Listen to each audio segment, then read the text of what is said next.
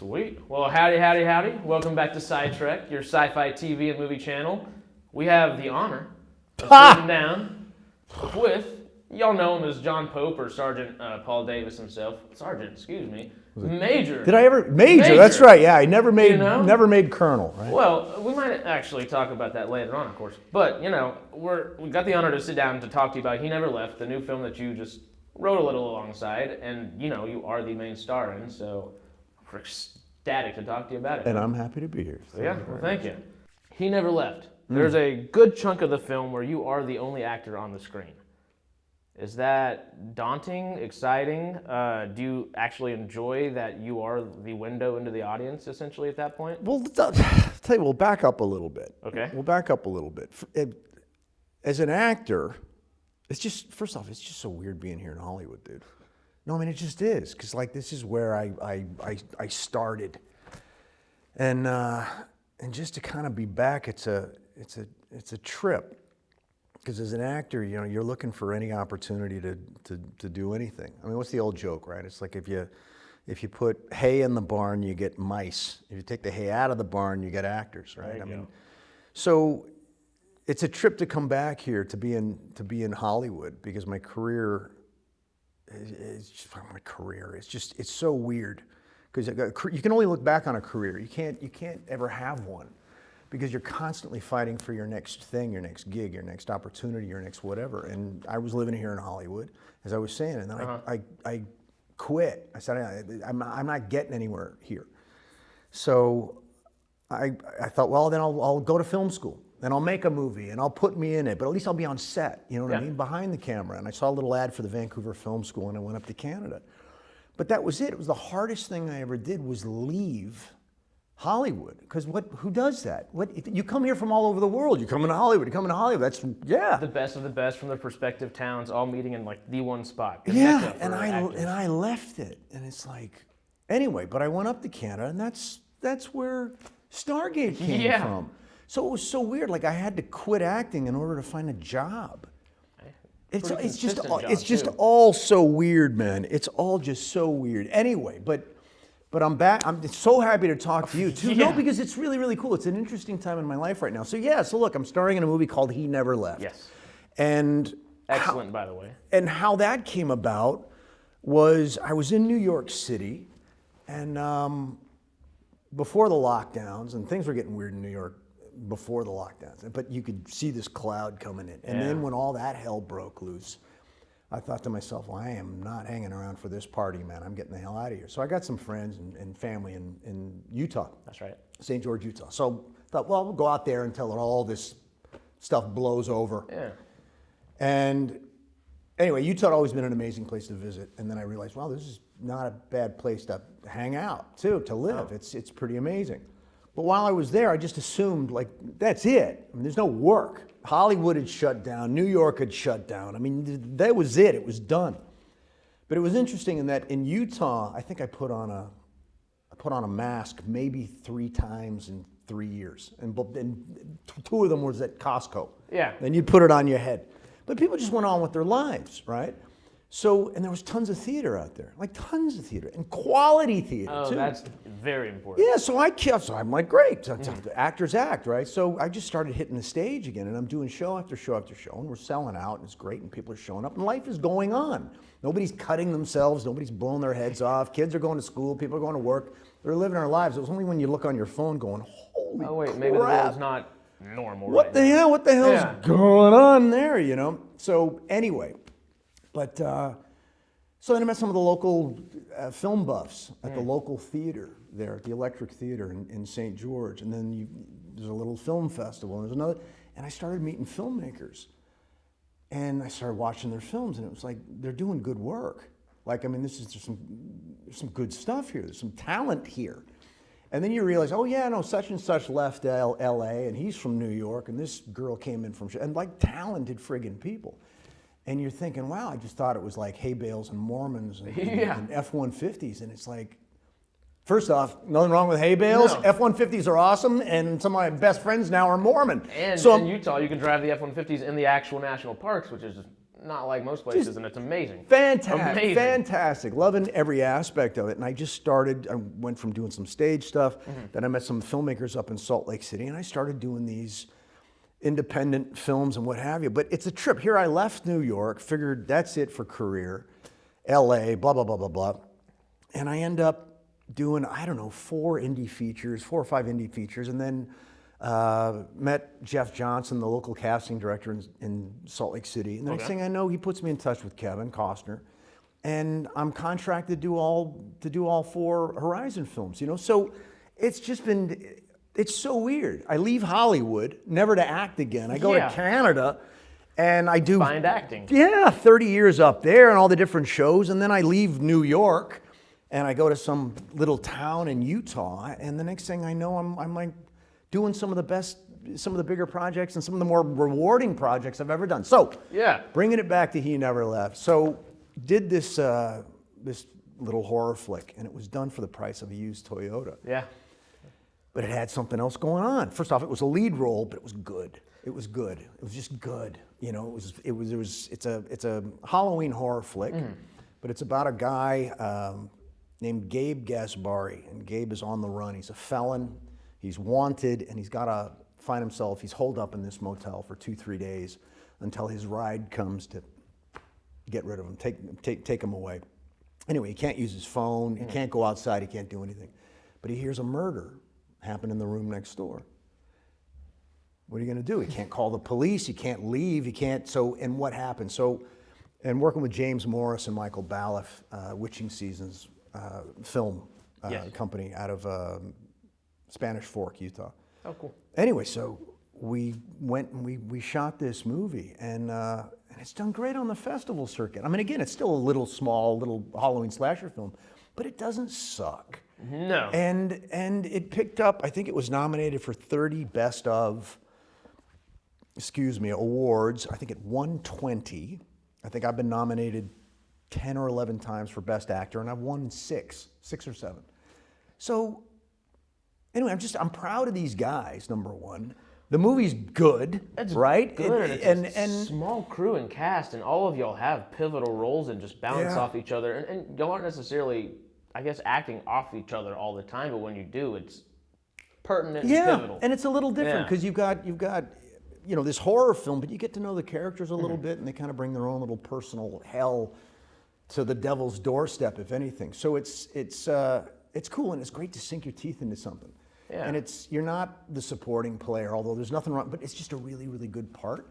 And so it's nice to kind of do a deep dive and get into some of this stuff. And it's the kind of work that used to be available more, because today it's all agenda, and you got to check off the boxes, and it's committee, and you got to be careful what you say and what you do. And Death by committee. Yeah, and these guys just said, hey, look, let's just make a movie. Let's focus on it being good, and we'll try and get the best everything. We'll all come together and make it happen. So I'm proud of it. I am. It was a phenomenal film. I remember checking out on the film circuit last year, and it's just, it's great. I really do like that you're definitely the main role, of course. Yeah. But it's not overbearing in the sense of, we're following this one guy for the entire time. You get a lot of screen time from the other guys. Sure, which is wonderful. Yeah.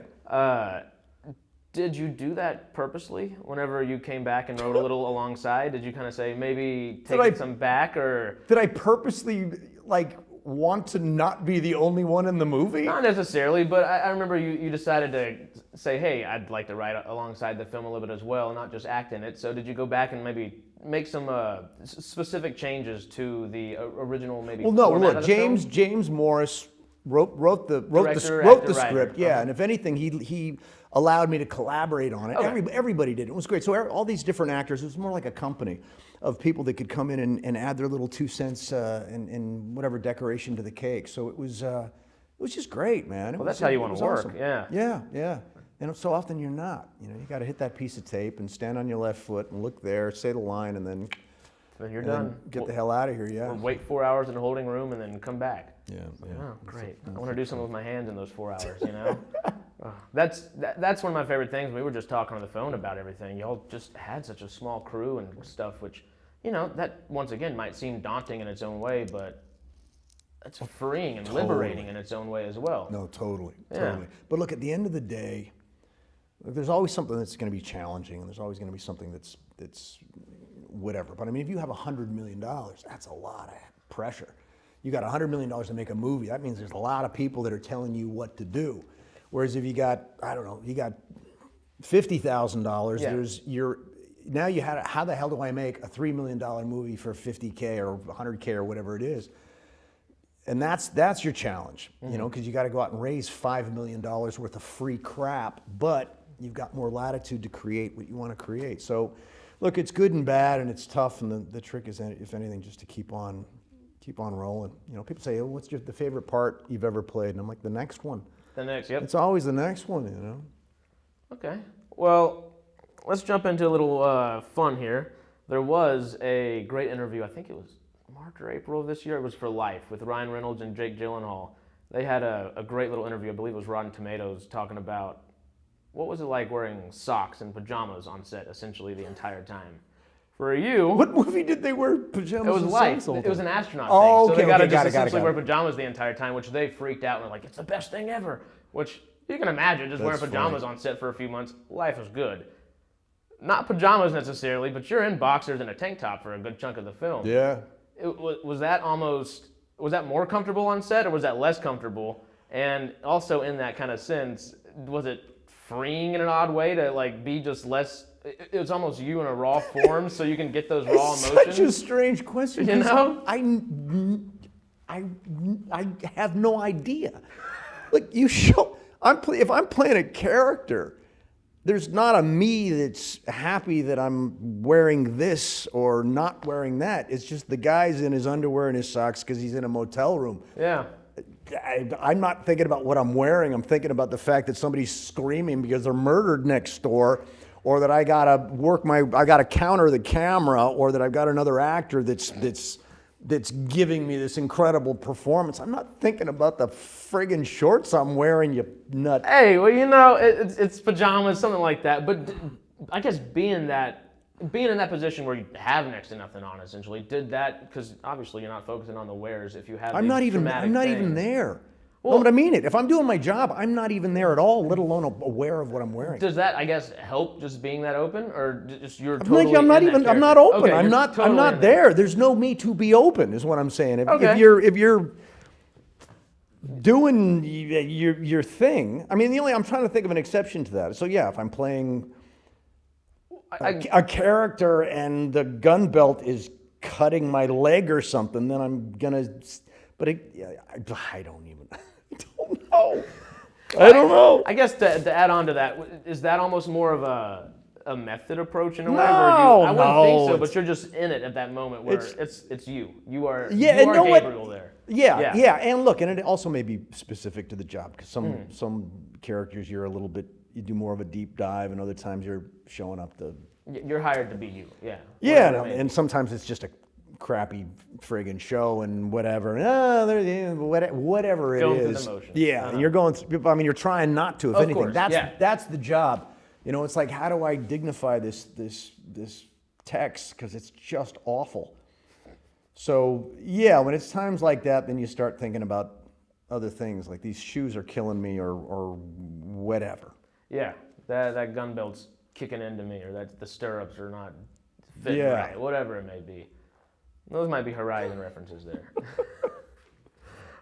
Okay, so a little different. Going in on the traumatic aspects of Gabriel, we meet him going through some traumatic things. If you could sum up in one word where we're at, or where he's at when we meet him as an audience. Oh, hell. Hell? Oh, yeah. No, okay. Look, it's what makes He Never Left a little different is it's not a bunch of people that get to hell, or they run out of gas and then they knock on the door and the devil opens it. It's like, no, these people are already in hell. They bring hell to the devil's doorstep. So it's cool. It's really, really cool. So you're meeting complex characters who are already in their own personal torment and horror, and things just kind of get worse from there. But you look, instead of the typical slasher movie where some teenagers or whatever and they get offed, instead you got complex characters that are in their own personal strife, and And you get to know them before the bad stuff happens. You know. I like that you said hell because it's kind of interesting in the sense that they definitely bring hell wherever they are, and it seems like the characters are all in their own personal hells where they are, but none of it was purposeful. It was all accidental. It's just life happening to them in the worst ways, kind of. Yeah, true. But also, when I think of this particular movie, it's about the wages of sin. It's about consequence. It's like if you live a certain life and you're making decisions and choices all throughout the day. You know, yeah, there's things that can just happen to you, but how you react to that is going to define what your future is going to be. And there's a lot of bad choices that these characters have made, and perhaps they were always destined to end up at this motel where bad things happen. So I don't know. Well, I don't know. That's kind of what it seems like, because it is all accidental hells that they've either put themselves in or found themselves in. And I guess it's not an actual like character or anything in the film itself, but destiny has brought them together one way or another. Yeah. It's purposeful in a universal kind of way, which is really cool to watch. Not typical for your average slasher film, you know? No, definitely not that. It's much more complex, like you were saying, and you get a layered performance out of each and every one of you, I think, because of it, which is wonderful to see. Well, it's cool. It's like, I didn't show up to do a horror movie. Because that was already built into the cake. You can't play horror movie, but you show up and you play the character. So for me, it was more like doing Arthur Miller than it was Friday the 13th. You know. I think it shows as well. It was good. It was fun. Yeah. It was great, man. It was awesome. It was so much fun. I think I've seen it a couple of times. It comes out November 6th. Every camera. November 5th. I think. November 5th. Yeah, VOD on demand. So I think it's November 5th. Sweet. Check that out, y'all. We're going to make it not a small horror movie. We're going to make it a big one. Gabriel, of course, when we meet him, has gone through some traumatic things. We see Gabriel go through a few more traumatic things. By the end of the film... Don't give anything away. Without any spoilers, of course. By the end of the film, though, what would Gabriel's thoughts be? Not necessarily one word that sums up his thoughts, but is there a lesson that he's learned, or like lessons that he may have learned throughout the film? Without spoiling, of course. Well, yeah. Look, the trick was to play a guy who, off the bat, he comes in hot. He's paranoid, he's freaked out, he's insecure, he's afraid, he's being chased, or he's wanted, and he's filled with guilt and uncertainty. And then you add the fear to it because he finds himself in a situation where it doesn't get better. No. But through that, through that horror, it actually serves as a bit of a catalyst for his change. And by the end of the movie, he's nothing of who he was when he first started. And it's interesting that he literally goes through these awful experiences, but they don't reaffirm who he was in the beginring.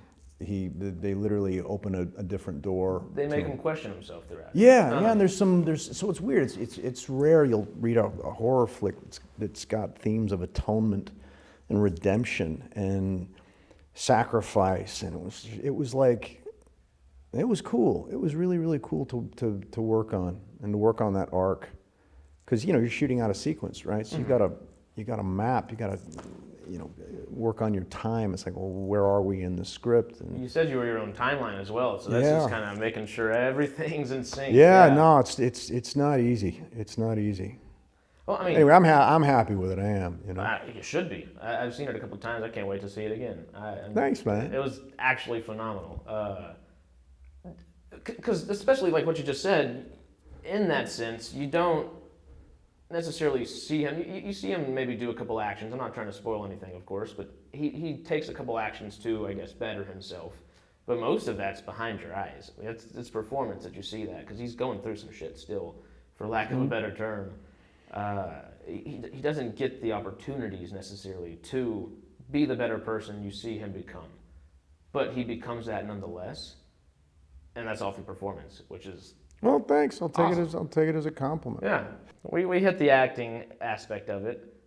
Did you enjoy the writing for the film as much as you did the acting aspect? Or well, look, I will say James Morris. Look, he had the first draft. I read the first draft, and I just saw something in it. I'm like, wow, there's some any first draft. There's rough bits, and I said, look, mind if I come in and we can talk? And he said, yeah. So it was great. So in terms of just developing the character, it was James's idea, and we just were able to add a little bit more to it, I can make him more me, or just something that I wanted to do, and just certain beats and backstory and stuff like that. And it was a joy, man. It really, really was. And then working with Jessica Staples, who was awesome. She plays Carly, my girlfriend, in it.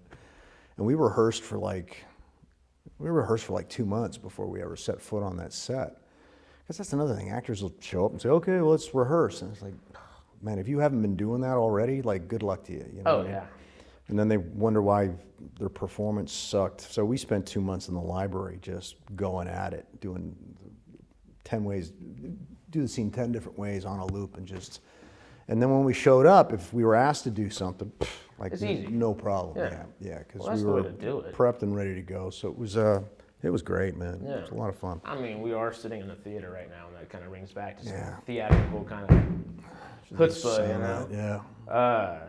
Which, you know, Noah Baumbach, I think one of his ways he, I guess, approaches film is one of my favorites. Is he likes his actors to rehearse as much as possible beforehand, and he won't let them do anything crazy or try anything really outside of what the script says and what he wants them to rehearse for those 2 or 3 months. I guess that's just hearsay, of course, what he's said in interviews. But I really like that approach because he lets them get on set, and when your actors are on set, he says, all right, you know the characters. You know exactly what the scene needs to be and where it needs to go. Maybe. Now play around. That sounds fun, you know? Maybe. Well, like I remember Cassavetes, I got to work with Peter Falk, which was just awesome. Because his early work, Columbo was awesome, but going way, way back. But he said that Cassavetes, like, they'd rehearse the snot out of it, you know, with camera and the crew and everything. They'd run it. So the focus pullers got it perfect, camera nose, pan left, whatever. Like, everybody's got it down. And they'd say, all right, let's get ready for a take. And then he'd go up to the actors and he'd say, change everything. Everything. So now the camera didn't know, the boom didn't know, focus puller didn't know. Now you're out of focus, they're trying to find it. But it created this fly on the wall, like it just, nobody knew what was happening. And you can feel it because you shouldn't. It wasn't this paint by number, put this box here, blah, blah. There was just this, there's magic in Cassavetes' It's life. films. Yeah, but I mean, and he changed cinema, Cassavetes, because it was just the acting and the quality and just this application to the story. It was just wicked, man. You know, today everything's just so friggin'. By the numbers, just like you said, checking your boxes and making sure everything hits its mark. Yeah. And you know, I get it. Film is a project, and it is a product that is a project as well.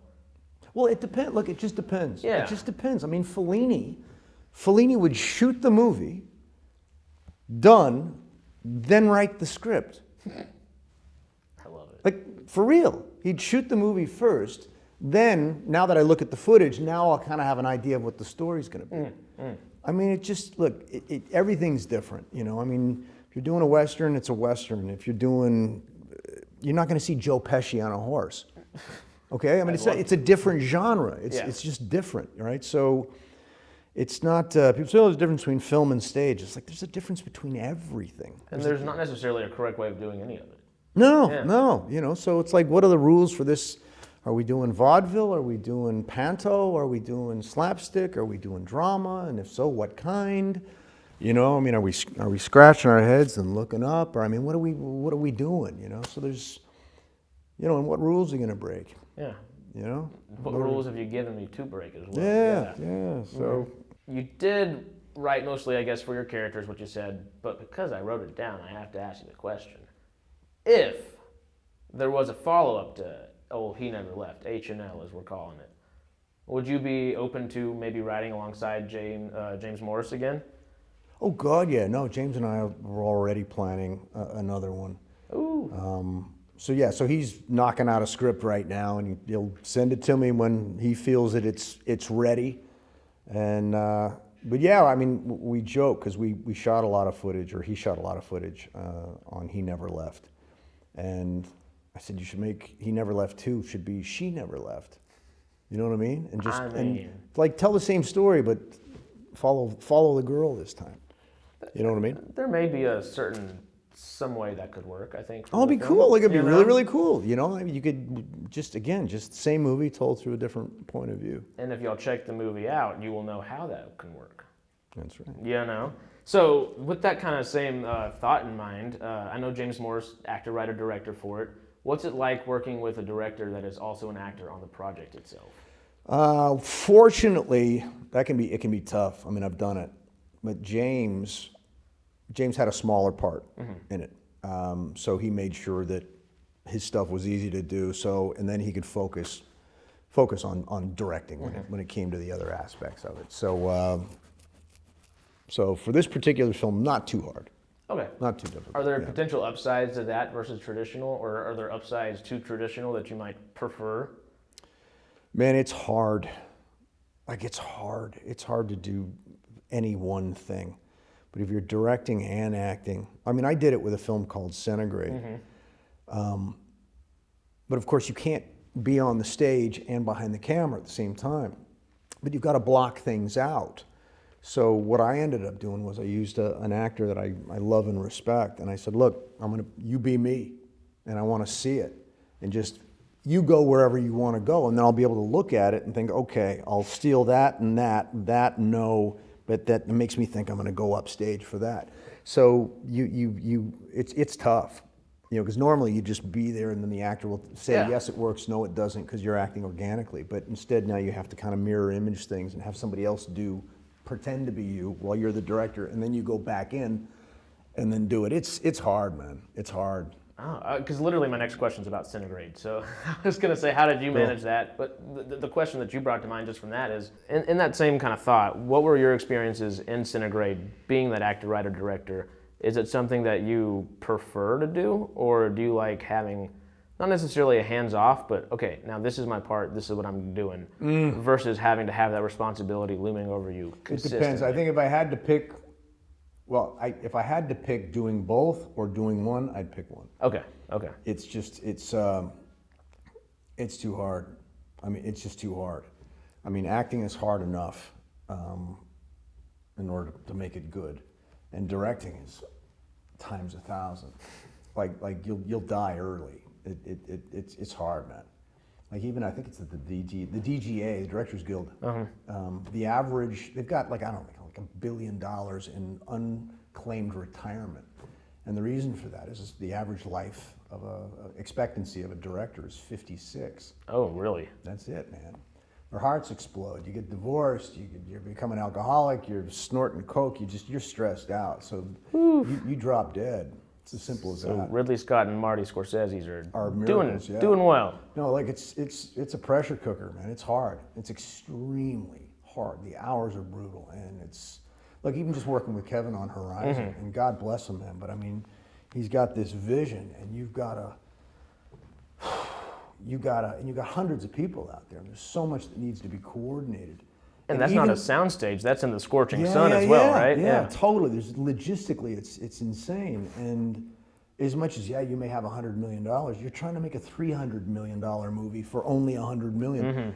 Look, you don't sleep, you don't eat, you're hanging by a thread. I don't know how he does it, I really don't. Kevin runs on there's like special people out there. You can, when you're around them, it's different. Like Tom Cruise has got that. They don't know what the word failure means. Like they don't even have a concept of it. It's almost like when they were being formed in the womb, the brain didn't identify with anything that started with F. It was just there was no quitting and no failure. So, man, if you're doing this, if you're an actor or director or anything like that, like there has to be something wrong with you. And I don't mean it as a slag. I mean, like, in order to be successful, there has to be something wrong with that. Almost special kind of crazy. You have to. If you're a well-adjusted person, there's good luck. But then you won't last because come up with something reasonable and logical, and you'll say, well, that's stupid. I'm not jumping into that with that. Well, this thing goes overhead and we're all gonna die, but the actor's got something right. Oh, good. So it's just weird, man. It's just weird. There's so many easier ways to make a living. Yeah. So it's nuts. Do you, whenever you are directing and acting on set, because I never thought about it in the actual, I guess, director sense where, okay, yeah, it is different, but how am I going to see myself there?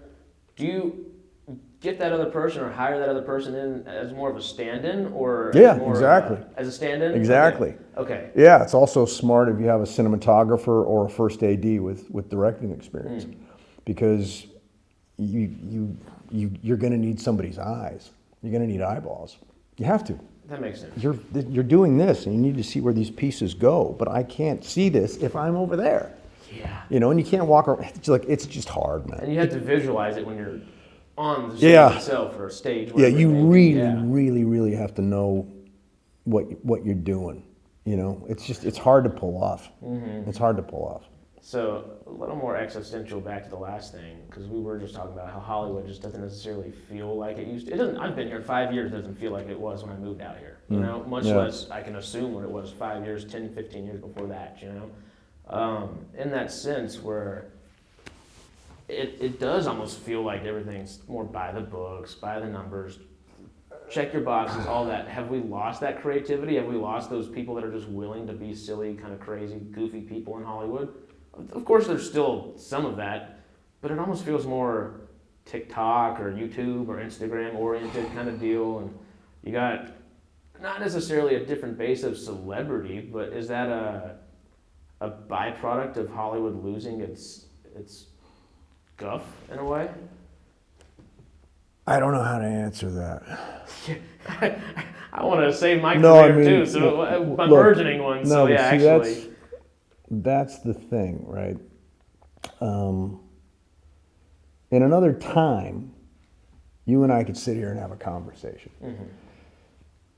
And we could talk about all sorts of stuff.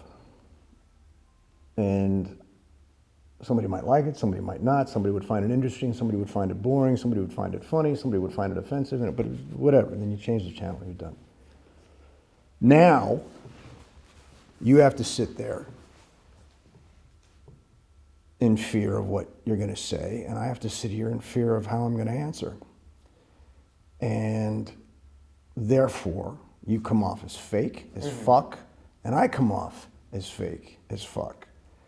Nothing is ever actually said. Nobody learns anything. And it's inauthentic crap. Hollywood has always been a cesspool. It is a cesspool. Over the last 20 years, it's now a corpse at the bottom of a cesspool. I hate this place. I don't like it at all. And you're from here too. Yeah, well, that's, you know what, that's part of my bias too. Okay. To be fair, like wherever you're from, if you're born in Hawaii, and if I see another coconut, I'm gonna blow my head off. You got to go to vacation in Detroit. But look, what's happening is one of the reasons why I think I'm so grateful and happy that I'm even working with some independent filmmakers doing some indie films. Everything about Hollywood is turned vile. It has, and it's been destroyed. Everything is now agenda. Everything now is, nothing's based on merit, nothing's based on creativity, everything is based on fear. I remember when you would show up on set, and it was the greatest place on the planet to be, man. It was, because it was the circus. It was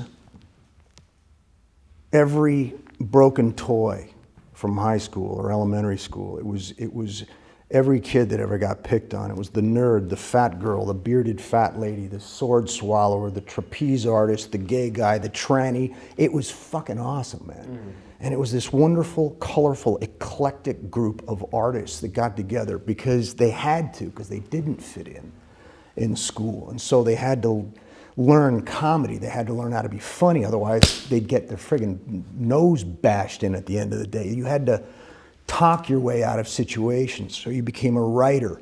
You became a sketch artist. You read graphic novels and comic books, and it was just this wonderful place being on set, and it was this open, creative space of artists and eclectics and creatives, and that's gone. You show up now, you don't say good morning because you might offend somebody, and you won't even find out until 3 weeks from now that you offended somebody, and they won't even tell you what it was. And so there's nothing but fear. Nobody's getting hired because they're good anymore. They're getting hired because of the color of their skin or who they're fucking or whatever, however they identify. It's the most backward-ass bullshit. And I can't stand it. And by even saying that will guarantee me that I will not ever work in this town again. But fuck you too, okay? We're gonna take it over. We're coming back. No, it's the God's truth, man. It's just nuts. And they're making a bunch of shit that nobody wants to see, and they're willing to lose billions of dollars doing it. It's not political. It jumped the shark on political, man, a long time ago. Yeah. It is, it's some kind of weird mind virus, culty religion thing. And if you don't, but look, I remember the days when, before you had to know how to sing, act, and dance. Then Be that multi-hyphenate. then all that went away. So things come and go and things happen, and I get it, right? There's different highs and lows, and things change and shapeshift over the decades. But then it was like, okay, well, how many Twitter followers have you got? Yeah. Okay, or Instagram followers have you got? Then it jumped the shark again, and it wasn't how many have you got. Well, look, I'll tell you a story. So I'm up for a gig. It was a good gig. And normally, casting director, and the director likes you, you're hired. If it's a bigger job, the producers have to sign off on you. Okay. This one, great, done. And they said, nope, this is a big job, so it had to go to the network. Great, so it goes to the network. You've been approved, done. Yes, got it. No.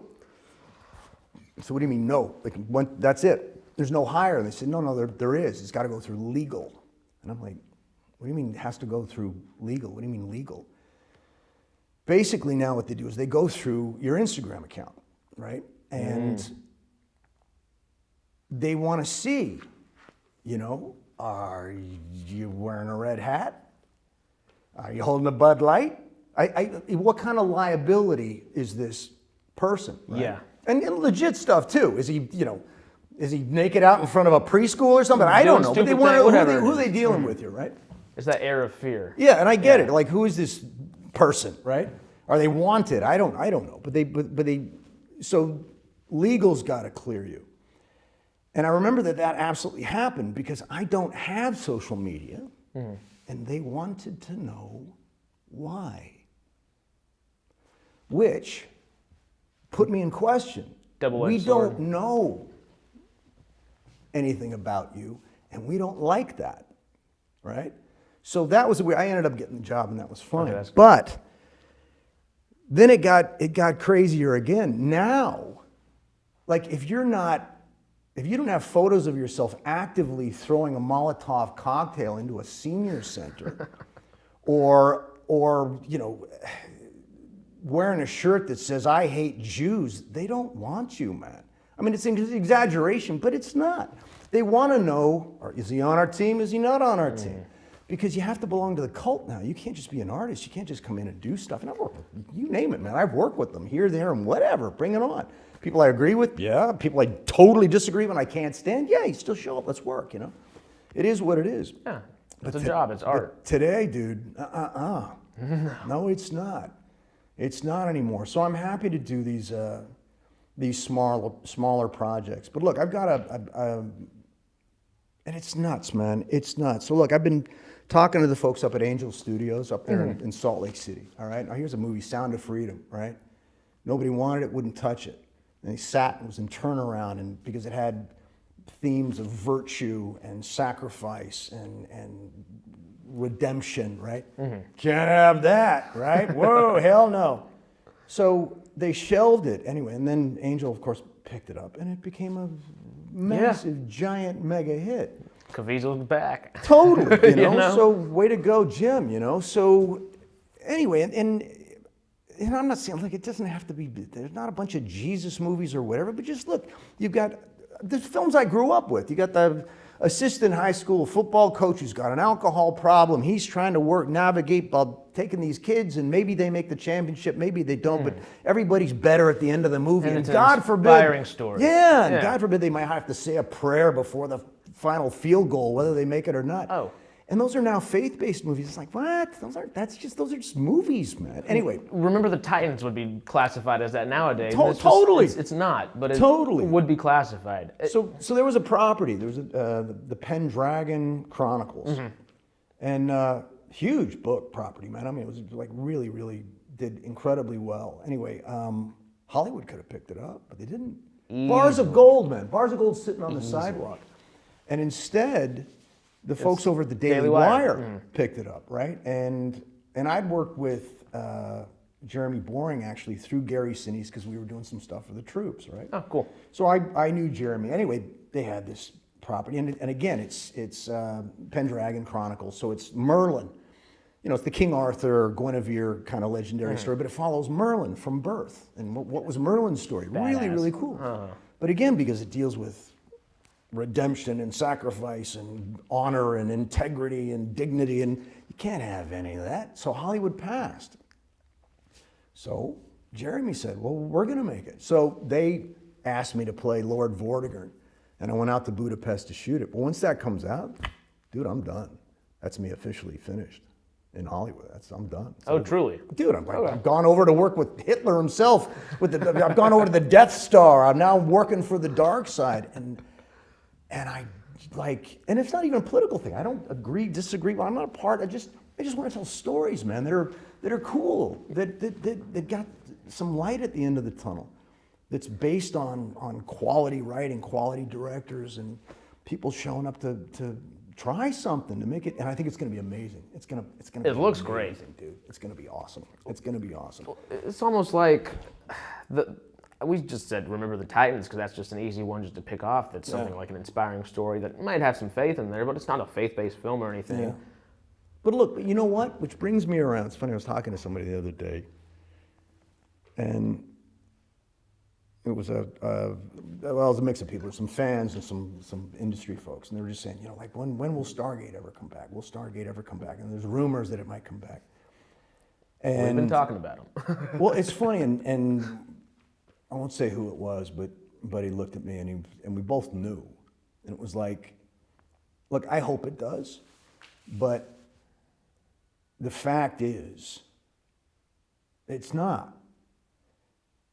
And if you want an explanation as to why, certainly not in the form that you recognize, ask yourself the question, would Stargate SG1 be made today as you know it? There's a really simple answer for that. Not a hope in hell, man. No. Not a hope in hell. Okay? Pro-military, pro-America, patriotic, white, cisgendered lead. You know, you're talking about branching out into the universe and adventure and space, and that's boom. No, that's Elon Musk, Donald Trump crap, man. We can't be doing that. This isn't a commercial. And dude, it just wouldn't happen, man. And it's not gonna happen. They Even won't with let how it happen. progressive like the actual maybe episodes may be and like pushing different things forward conceptually or whatever it might be, it's sci-fi. That's what sci-fi is there to do. Throw that out the window. You look at just the glossy kind of terms that you see when you see it. No. On a show paper. about ethics and doing the right thing and merit and being really good at what you do and the pursuit of dude, there's no way in hell that will ever happen. And that's why it hasn't happened. Yeah. Okay? And that's just the simple truth. Well, as I see it, I may be wrong, and they may come out tomorrow and do it. Look, I think if somebody did, boom, it would go off like a rocket. But when you look at what they've done with Star Wars, you look at what they've done with this, that, and the other thing, it's like these are $100 billion franchises, and they flush them right down the toilet. And they better not do that with our Stargate, because it's the sleeping giant of sci-fi. And you cannot wake that giant up to put it right back to sleep. Look, you can't do it. You can't do it. They won't allow it. They won't allow it. It's that air of fear, I feel like, that just, first of all, they want to hit all their checkpoints, all their boxes. And I get that. That's how you make a product nowadays, and it is a product. So But I don't think Stargate ever did that. I think their boxes they want to check was quality, good writing, great acting, great directing, great score, great adventure, got to be a message. They were checking different boxes. Today, it's a bunch of shit, man. It's just shit. That's where I think they might be having the trouble is nowadays those boxes are totally different, but they know they have to go check those old boxes as well for the fans. But the fans won't support it if those aren't. Fans are a bunch of old people now. It's like, no, to get the, look, it would be just... I mean, good Lord, man. I mean, look, Snow White, Star Wars. I mean, it's all, dude. And it's so anyway. So I'll go over and I'll work with the Daily Wire, and we'll do the Pendragon Chronicles, and I'll work with Angel Studios, and we'll do the next Sound of Freedom, and I'll work with people like James Morris and Michael Balfe, or Rob York, and make movies that. Look, maybe they're not the greatest thing in the world, but I can scan through 90% of everything that's made in this town, and I'm still channel flipping because it's crap too. Oh yeah, even new things come on. You're just, well, I could watch it. I'll hold off, and then you never watch it. There's just, first of all, too many things coming out, and that's not a bad thing. That's a good problem to have. Yeah. But you want those projects to mean something and actually matter. Well, look, man, that's why you got to support the new storytellers, because it's hard to even, they're not going to finance you if you've got an idea that doesn't fit within their bullshit way of looking at the world. And so you got to do it independently, but that's the way it should be, because right now anybody that's telling any story outside of the system is totally anti-establishment. They're the rebels, they're the Lenny Bruces, they're the early Martin Scorseses, and they're just screwing, they're turning up their middle finger to all of it. And they're just saying, you can keep your crap. I'm done with this, and I'm not walking that road. So, and good on them, and more power to them, And I may not even agree with them, but the spirit of that, man, I'm all in for. I'm just all in. So it's interesting to come back to Hollywood and the place where I wanted to be and to work and contribute, if anything, to be exploited and then just to throw my hollow carcass on top of that pile dead. That sounds about right. What a great life. Yeah, I mean, but be used for something that you believe in. And now I come back and I'm just, the second this interview's done, I'm gone, dude. I'm out of here. I'm back to Utah because I just can't do it anymore. And look, and you get older and you become biased as hell too. And maybe I'm wrong about everything, but here's the thing. Back in the day, you could be wrong, learn from it, and come back. But what's come out of my mouth today, it's done. There's no friggin' way. I mean, if anything, it's not even a matter of being blackballed or you'll never work here again. It's like neither will anybody that you know. They want to see how many followers has he got. Now we can attack them. Go after every who's he associated with? Yeah, who the hell liked him on that. So it's nuts. So it's just so weird. But you just want to act. You just want to write. You just want to sing. I just want to play guitar, whatever it is. And there's just this oppressive censorship, man. It's just shit. It's just this pummeling. And then you're afraid to say anything. Yeah. You're afraid to say anything. Can't say nothing. And then you become apathetic. Yeah. You're like, I don't even care anymore. And that's great. Just gives them all even more control and say over to exploit and toss that carcass. Yeah, so I don't know. So if anything, I think maybe I've lived my life, and certainly, I don't know, maybe my entire career I've done it as a coward. No, seriously, because you're afraid to say anything, you're afraid to speak up. I mean, it's just gone nuts, man. It's gone nuts.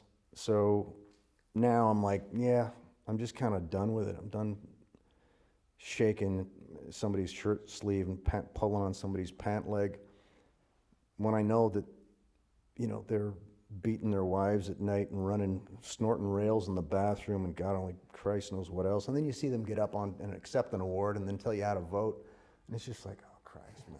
I can't watch the Oscars anymore. I can't watch the Emmys anymore. I can't watch the Grammys anymore. I can't watch the Tonys anymore. There's nothing I can watch anymore. They've just destroyed it, dude. It's almost, just from this entire conversation, just making me think about it, it's not, it is what it is anymore, right, wrong, or indifferent, whatever that is, what it is may be. It's what it should be. And what it should be is through a very hyper-specific lens that doesn't necessarily correlate with everybody else. And well, look, before, yeah, but you know what, before, Hollywood always is going to do what Hollywood does. But it always left room for something else. Interest, You know what I mean? It's like, look, I get it. We got to sell the Toyotas and the Mazdas and the Ozempic and all that crap. I get it. But they're still, they do other things. Now it's just nuts, man. I mean, it's nuts. If it's not, I just can't do it. I can't do it. Watching anything Hollywood produces today is, for me, it's like watching a born-again Christian movie where everything is Jesus and everybody's crying all the time because Jesus is so beautiful. It's like you're a checker at Albertsons. You don't have to be crying all the time. Like, just, it's okay. Just let the story tell itself. Yeah. But instead, it's being crammed down your face. And that's how I see Hollywood now. It's just this religion, culty thing, man. If you're not on the team, dude, you're not on the team enough. Yeah. Mm-hmm. You're on the team, but not enough. Well, and you take... It's nuts, man. You can take separate avenues to try to, like, do something different. Of course, I'd like to act more if I can, of course, but something that's been a good supplemental thing in the meantime is, you know, YouTube and hanging out, talking sci-fi stuff we love. That's been a great supplemental thing. Helped me introduce to a couple of different people, helped me find some cool things.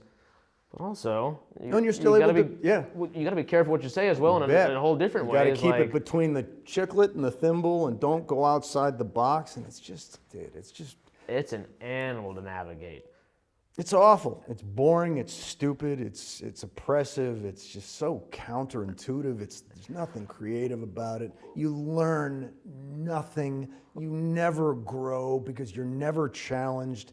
Everybody just walks around terrified of losing their friggin' job, their position, their money. I mean, look, I've been asked to teach at university this or university that, and then I get in there and I'm like, how does nobody's teaching anything here. Yeah. Everybody's just covering their ass because they're afraid of losing their 401k or their dental plan or whatever the frig it is.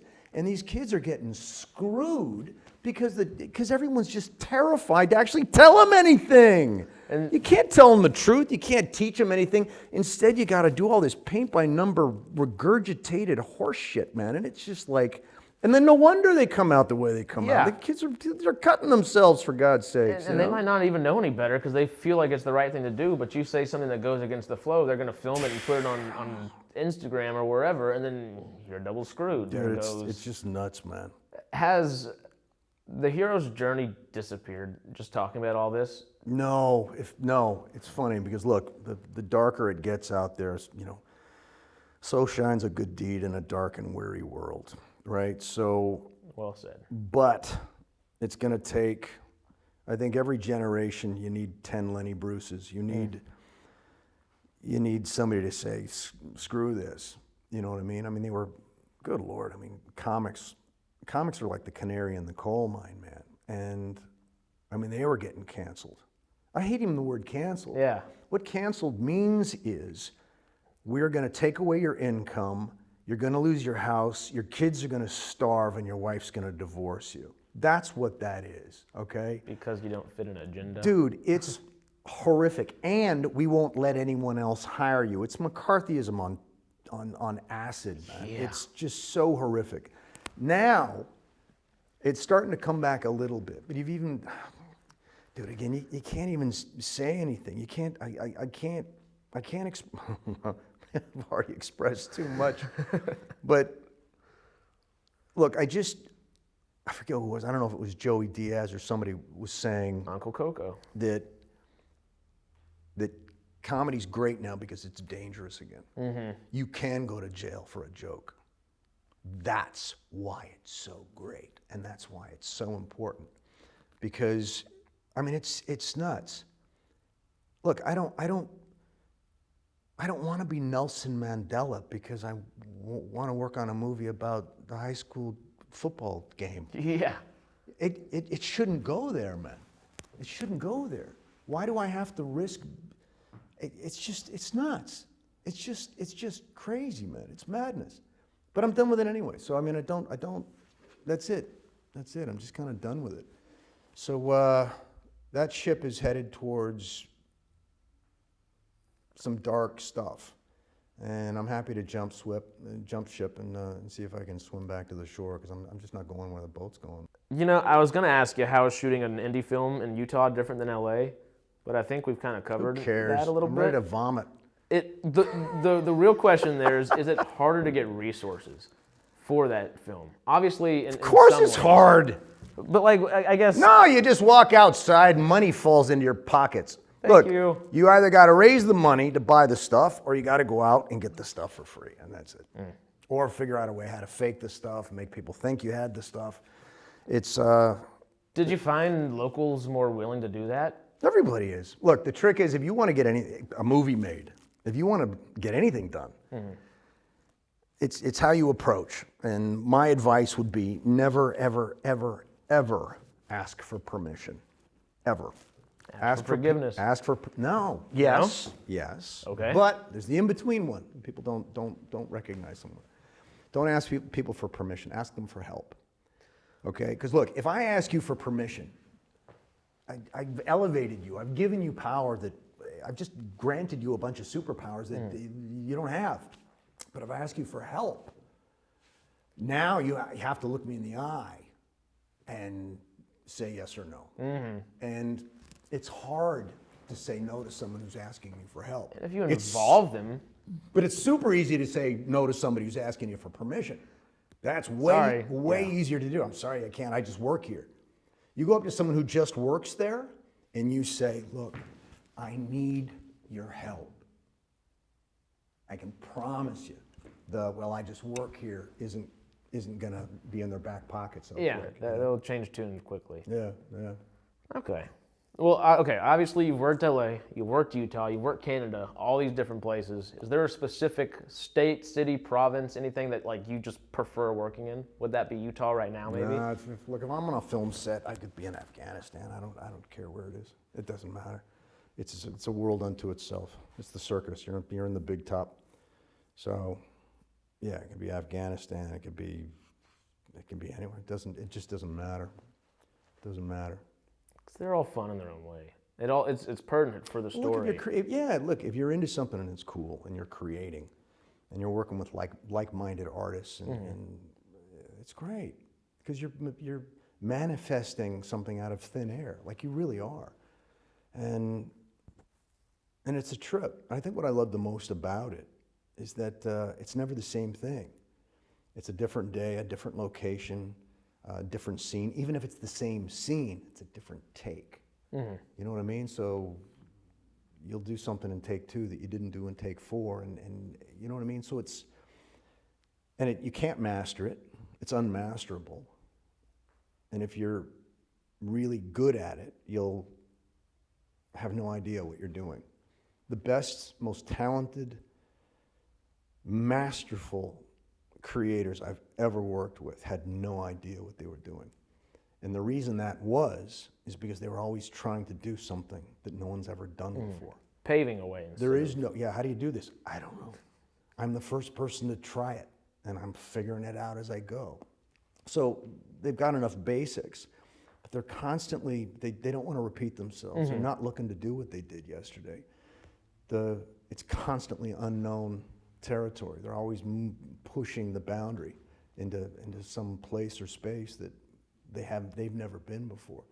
So it's filled with fear and insecurity and the unknown. And you close your eyes and you fall backwards and you just have faith that something will catch you. It's weird. It's nuts, but I love it. I wouldn't trade it for anything in the world, man. I mean, kind of the same question, but in a different vein. Because obviously you can work anywhere and make it great. Has there been anywhere that you worked that was kind of, I might not come back for another job here if they ask me? Is there a bad location, I guess, you've worked? No. That's nice. No, I was going to be a smart ass and say Hollywood, but no, look, a film set, it's just something, if it's doing what I show up to do, it's just magic, man. It's just great. I mean, just sitting here, we're not on a stage, you know? It's me, you, and Matt. And seriously, like, it's great, man. Life is short, dude, and you're dead for a long time. That's the So freaking what are you doing, you know? I mean, are you fucking around? Are you loitering through your life? Yeah. Are you hanging out in the kitchen of your party of life, you know? Or are you, I don't know, if not contributing to it, at least trying to figure out what it's about. Mm-hmm. And it's weird, just Hollywood. And I get it, because it's smoke and mirrors, man, you know? And I get it, and it's my church. I love it. I mean, I really do. This is hallowed ground, you know?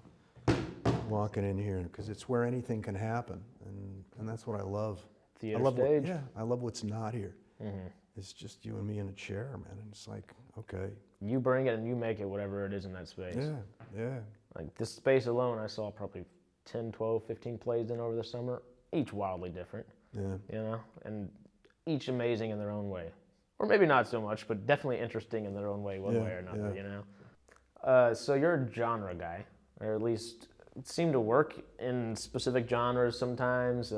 Yeah, it's got nothing to do with me, though. Mm-hmm. I show up to do the same thing. The genres, that's for the editors or somebody else. That's for the marketing department. Just who's the guy and what's his problem and who do you want me to look at? You know? Yeah. That's that. Where's the camera pointing? Where am I going to be facing? Yeah, just what's the scene, you know? What's the scene? Is there a subgenre that you might particularly be fond of within horror, since we're mostly talking about horror at the moment? No, if anything, you made me think, like, what's the one genre I haven't really done that I think would be difficult? Well, I was going to ask you that as well. Well, I think one of these, like, British melodramas. Okay. Because very little's happening, which makes it hard to do, because you need to know how to work with less. I mean, one of the reasons why I've done so much character stuff is a lot of times you're creating characters because the dialogue's so terrible. But if I wave my hands like this, no one's going to think about the fact that I'm saying something really stupid, you know, or to do something interesting. Mm-hmm. I don't know. I have no idea. Look, the next one would be great, you know. Just get me on the next one, and preferably to be something. Well, I'm doing, look, we did Crom 1, which is this little monster movie. Okay. They call it gateway horror. I'd never heard the term before. Gateway, it's like a horror, and it's scary as hell, but nobody's getting their esophagus ripped out and eaten. So it doesn't go It doesn't hit that gore spot necessarily. Yeah. So anyway, we did Crom 1, and that was a big success, and now we're going to fly to Ireland in another 3 weeks to shoot Crom 2. Ooh. So that's cool. And again, quality script, quality director, Rob York, great guy. And it's like, yeah, we can make a scary movie that actually scare you, but you can still watch it with your kids. That's what I was going to ask. Yeah. It's almost... and you can all have the snot scared out of you. You know what I mean? What you want. Totally. It's great, you know? And then you make a little horror lover, and they'll grow up loving horror genre, which is like the one thing that's still... Scary movies may be the one thing in Hollywood that will always have the remnants of what they were in them, in a way, because you can make them so cheaply, and you can make them well on a cheap dollar a lot of the time. I'd love for sci-fi to still be in that realm, but it's gotten so expensive, you know? Yeah, but now you got programs and apps now and things that it's easier than it's ever been. Gareth Edwards made an $80 million film that looks like a $400 million film, and the creator, and of course $80 million, and nothing to scoff at any day. No. But it's not what they're spending on a Marvel movie, or even a new Star Trek movie, or whatever that might be, Star Wars, whatever it could be. It's a pennies on the dollar to the $300 million they may spend. Yeah. Way more than that when you talk But marketing. again, if you got a good story, Tell it. that's it, you know. And people know when they're being lied to. They Yeah. know when they're being fed a bunch of crap. It's like, just be authentic. I just want to lose myself for a couple of hours because life is hard. Yeah. My kid needs braces, the mortgage is whatever, and my car, my clutch blew out. And it's like, just give me 90 minutes of just And if the escape, movie's you know? hard, make me think. If I'm not going to Yeah. come out of it with like that, Yeah, okay, good, that was a nice 2 hours, or that was a nice hour and a half, whatever it may be. yeah. Put a concept in my head that I'll be thinking about for the next week. No, let me walk away with a little bit of light, you know, or feel lighter. Something, yeah. You know, just something that I can take home because it makes it Even if it worthwhile, is yeah. a heavy, dark movie and that you get that cool concept, you're thinking about Yeah. how can I do something with that, or how is it going to affect me or change me, or oh wait, I didn't even think about that part of the world before Yeah, today. yeah. Which Well, those films are being made. Unfortunately, they're just not being made in Hollywood anymore, and I wish they were. Maybe one day it'll turn around, but fingers crossed. not the way things are going at present, you know. But I do hope it turns around, you know, because a lot of talented people out there, man, a lot, There are. and different points of view and creative, and it's just like, yeah, it's awesome. That's Well, great. We touched on it a little earlier. I mean, just between social media stars in their own way, they're super creative and showing creativity in a whole new, not genre of something, but a new medium of I guess, functionality. And we've seen some people, the Raka people from YouTube, they made, what's the movie? They made a great horror movie last year. What was it called? Talk to Me. That's it. Oh yeah. And it was excellent. And, you know, people were just saying, oh, it's the YouTubers. Have you We don't seen The know." Babadook? I did. Dude, I finally That's saw it. so good. Great movie. The Woman in Black came out, that Daniel Radcliffe film around that same time. Yeah. Great. And that's, But there's 9 one years ago, location, and my God, the actress who played the part and the kid. I mean, it was just like but that kid is great. so good, man. Like masterclass stuff. Different, unique, killer acting, and great subject matter. Like, I mean, a woman at the end of her rope, single mother, trying to make it happen. It was just like, oh God, it was like oxygen watching that movie. I'm like, this is so You good. feel the pain she's going through, and then the horror just adds Yeah, to that. Just, Oof. But no agenda, No. no in your face. It was No. just, It just is what it great. is. Instead of it is what it should be. So, or so something. good. Yeah. So good. So in all the, the history career you've had in old Hollywood itself, not some typical question or anything like that, but what is your favorite role you've had in a job security sense as an actor? Your favorite role you've had in an acting sense as an actor that's just you thought brought your best chops out, or your favorite that you've done in that sense, and then the best role you've had? So kind of three questions roped into one. Well, look, I'll throw it out. I think John Pope was for Falling Skies, and to work with Spielberg, that was awesome. I have to say, I got to put Stargate on there, even though it was small and I can barely remember anything because I was so terrified every time I showed up to work because I never thought I'd ever work again. The people that I've met and traveling the world and meeting fans that were this big and now meeting their kids that are this big, and it's been amazing, and it's been wonderful. It really, really has. I'm so grateful for that. So Major Davis, John Pope, probably the hardest I've ever worked and the best work I've ever done in my life is on a show nobody saw called Blood Drive. Okay. And it's not even a show you can recommend, okay, because it's pretty offensive, and it's, boy, do they ever push. Talk about pushing the line, man. But that was, I've never worked so harder on a more disposable show. Because I don't know, I found something in it, and I thought, okay, I'm going to go to town on this. And I would say, I'm just going to, and I'd have to say I got maybe 10 seconds of screen time on a movie called Best in Show, Christopher Guest, and I'm a huge Waiting for Guffman fan. I'm a huge fan of Eugene Levy and Catherine O'Hara and all those guys. I think are the most talented human beings that have ever walked the face of the earth, and I always told myself, if I'm ever able to work on a Christopher Guest movie, Do it. well, it's not even do it.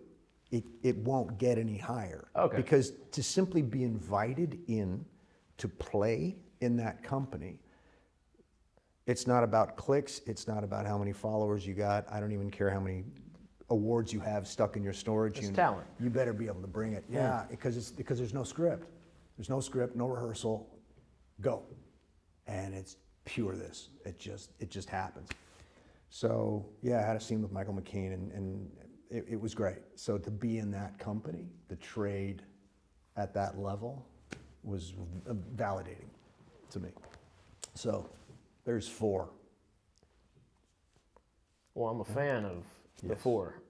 Blood Drives and Zachariah Farted were the 2 that I've been looking for. Oh yeah? And I haven't found them to watch yet, and I'm trying to find them somewhere. Zachariah you can find if you search Blood Drive, also the same. But yeah, they buried that show. I presume for, again, reasons that they just said, well, I can't. So that's, but again, even if you found it, I don't know if I'd recommend you watching it. It's really over the top. There's some killer hits. Oh God, just like, yeah. And then there's some misses where it's just like, wow, that thing went. Hey, you swing and you miss, you're a swing and you connect, Yeah. you know? One or The the most other. ballsiest show, I gotta hand it to Sci-Fi and Universal for either being so staggeringly stupid, insane, or just having so much courage to make that show. It should never have gone to camera. Blood Drives? Yeah, Blood Drive. Just batshit wacko. Like, I just can't believe they even did a season. Can't believe it. I mean, you check it out and you tell me. I'll tell you. There's what is it? The Boys maybe comes close. Okay, so it's in that kind of realm of things. Yeah, only it's just nuts, man. And that was 8 years before The Boys. Would, obviously, maybe not like a resurgence or a rebuttal or a reboot Be or great. whatever. Be awesome. Would you want to work in that kind of realm of something like that again? Sure. Like have that kind of just Look, yeah, gory, silly fun in a way? Yeah. Yeah, if I'm allowed to play, Let me play. you know, I'm allowed to play. It's like I'll do that for $1 versus give me 100 million and you're going to control everything. I don't need the house on the hill. I'm fine. Give me a chance to explore life while I've still got it, you know.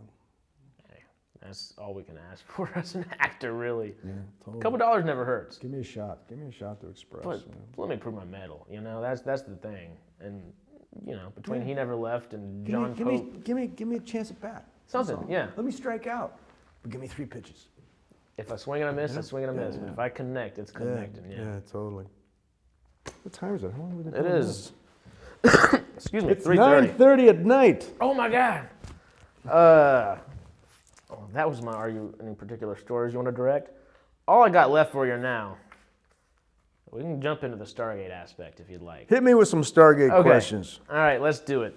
We had a couple of little questions from the fans. One was more of a statement. It said, "Thank you for making an indelible mark on SG1 and sci-fi in general." Oh, that's cool. You know, and indelible is a word I might have to use again in a second here. This one just made me crack up, so I had to ask. What's Major Davis's first name? Paul. Okay, you didn't get him on that one. You thought you would. No, but You I didn't. think the fans came up with that. Really? Yeah. In fact, I know they did because they are always curious as to what his first name would be. And then, of course, you'd always hear the producers say, "No, we don't read any of the fan comments or the fan fiction." It's like, yeah, well, all of a sudden that name, and they know it too. It's Yeah. this cheeky. The fans know, the producers know. We just can't legally say anything, but We came up with it. Yeah, but the fans determined a number of different plot lines and things that happened, and it was kind of this cheeky little way of saying we're with you and you're here and we're listening. You know, it was really cool. I like that. Yeah, it made Stargate special for sure. This is our last little fan question here. If you were still playing Major Davis, what rank do you think you'd be now? We mentioned Sergeant earlier. No, but he might hey, even look, be I've higher. kind of grown fond of Major Davis. So I'd just say keep him a major. That's good. He was happy where he was? No, if anything, I'd like him to be like, what was that movie? Anyway, what I think would be great if he did something awesome to save the SG team, and he was demoted to corporal.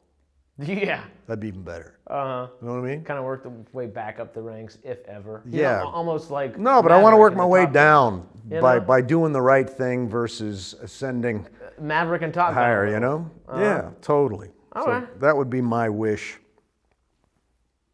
That would make sense. It'd be fun. Corporal Davis. General Davis. You know? Nah. So, this is the question where that might have been brought back up a second ago. You have had 16 SG1 appearances. Is that what it is? Mm-hmm. Well, you were in Stargate Continuum, their finality, you know. Yeah. And Stargate Atlantis for an episode. Cliff Simon's Ball was only in there for 15 episodes, I believe.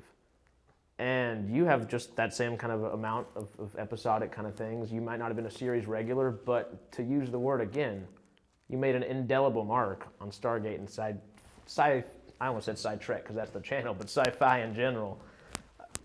Does that feel better later on, I guess years later, saying, you know what, I might not have had that regularship role. I might not have been on 15 episodes a season, but for every second of screen time I had, I made a mark that people remember, and it might be the third biggest franchise, maybe sci-fi-wise ever. Well, I mean, look, other than if somebody says, hey, thanks, you're awesome, that's my connection to it. I don't know if I've ever even seen the episodes, and if I have, it was 20 years ago, and I don't follow it. I'm not in the Stargate universe, though I love it, though. I mean, I think it's amazing, but it's more my connection to Stargate is way more my connection to the fans today than it ever was to the show. You know what I mean?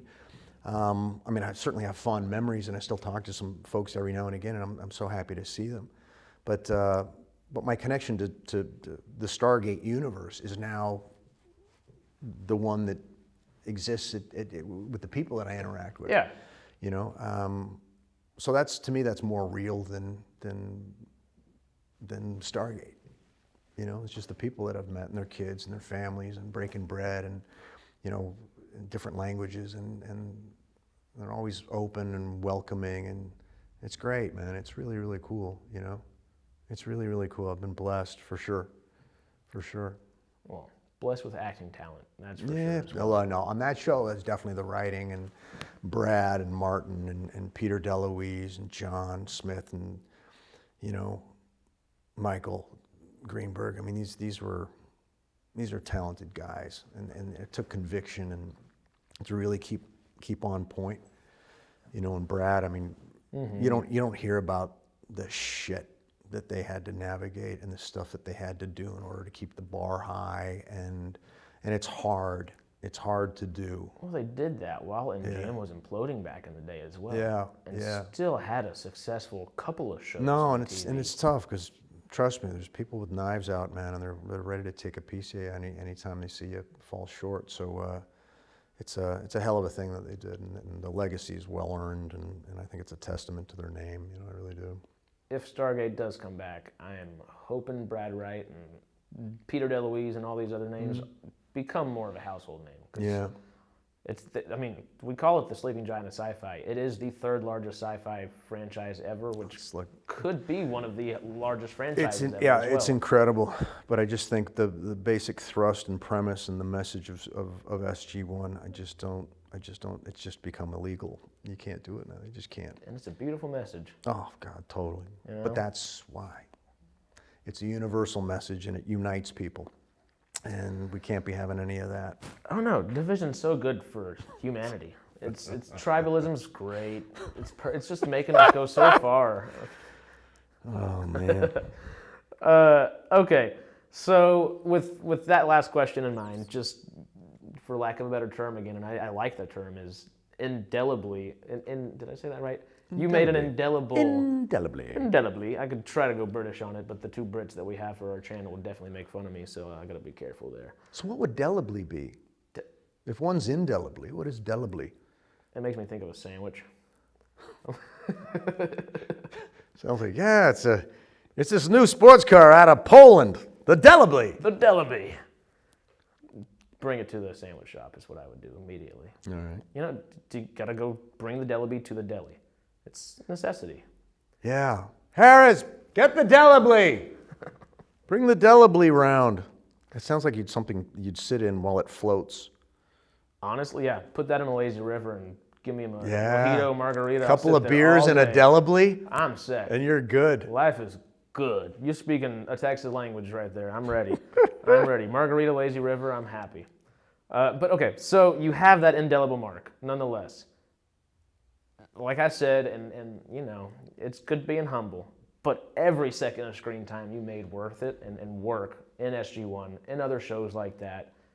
Does that help inform your performance when you have that larger pivotal role like a John Pope? No, they're all the same. They're all the same. The bigger the role just means you get to do a little more of it over a span of time. But look, I gave my best to Stargate. Well, I give my best all the time. The reasons might be different, but on Stargate, I did the best I could because I didn't want to let Don Davis down. Because I knew Don, he was the only one there that I knew. And in time, I realized that these are great writers, great directors. These are good people, and they look out for each other. And I, at the very least, just as a creative, you know, Brad and Martin. I mean, these are really, really talented people, and you owe them that because you've been invited again to come and play in a company. Where the sandbox like that. Yeah, where the bar is high and you get to play with them. Like, that's enough. Can't ask for much more. Yeah, you know, and all these other perks have come out. You know, again, meeting people and fans and stuff like that, and it is amazing. But that's not why you show up. You show up and you're honored to be there. Because look, you can get on some sets that are awesome, and God, you're working with people that you don't like, and that's okay. That comes part and parcel. But I liked everybody there. They were good people, and they watched out for you, and they cared about you, and yeah, it was a great experience. It really, really is. It seemed familial in a good way. I mean, how could it not be after a decade of working with one another? You know? Yeah.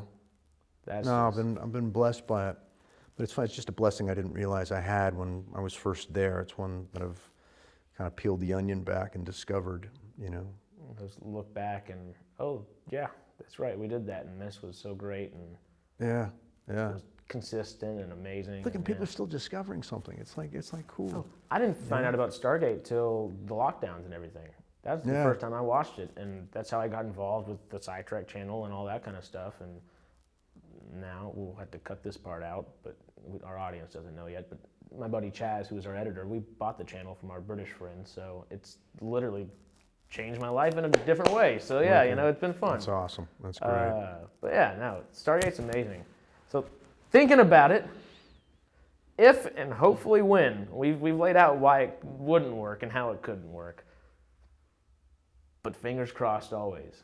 Sure. If Stargate comes back, hopefully when, how would you like to see it come back? Maybe more focused on like SG1 or maybe Stargate Command in general? Or do you think maybe Stargate Atlantis would be the right hopping back point? Or do we need to finish the Destiny story? Won't even, none of those questions will even, I think, play into the equation. I think it'll be entirely new, different? It'll be boxes. It'll be a bunch of boxes checked off on whatever flavor of the week they're trying to ram down your face. It won't be about anybody. It won't be about writers who can write. It'll be about the color of who can write. It won't be about actors that can bring some game to it. It'll be about the bumper sticker on the back of somebody's Range Rover, you know, out of the studios in Burbank. You know, it'll be about. It'll be about that. It just will. I hope it's not, you know, because I think they've already done it. Look, it was a miracle that it was done to begin with. Because don't be thinking that's easy. I happen to think it's awesome, but you can't do that for 10, 11, 12, 13 seasons. You can't, it's impossible to keep the bar that high, man. It's really, really hard. It's phenomenal they made it to 17. Like Insane. So anyway, but no, it's again, it's like you may have a script, about whatever, and it's an important script, and you took 30 years to write it, and someone will buy it, and then the next thing you know, they're going to add, a bionic dog and an all-girl basketball team, and they find a time bracelet and sends them back to the Roman pyramids. And I mean, it's just like, what happened to my script? So, and that's the way it is. So they'll change it to whatever they want to change it to. yeah, once they own it. It'll become, I don't know, a lesbian, well, no, we've already done the lesbian vampires. It could be the kids with superhero powers. No, we've done that. UFOs, no, they did that. Government conspiracy, no, they've done that. I mean, so, and they go in a loop, right?